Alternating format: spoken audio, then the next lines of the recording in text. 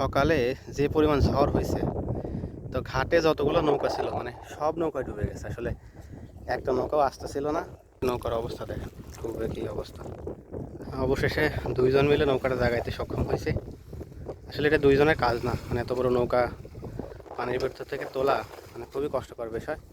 তো নৌকার অবস্থা দেখেন, মানে এর ভেতরে কোনো কিছু আর আসতো নাই।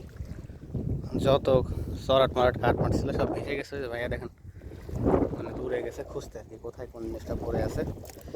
মেশিন টেশিনের অবস্থা খুবই খারাপ, এগুলো এখন খুলে আবার ঠিক করতে হবে। এই হলো নদীর কাজ। ডুবে থাকা নৌকার ভেতর দেখেন কি মাছ পাইছে।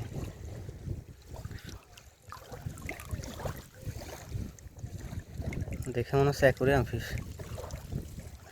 অবশেষে নৌকা সব কিছু ঠিকঠাক করার পর এখন আমরা বেঁধে তারপরে বাড়ির উদ্দেশ্যে রওনা দেব। তো এই হলো অবস্থা, এলো পদ্মা নদী।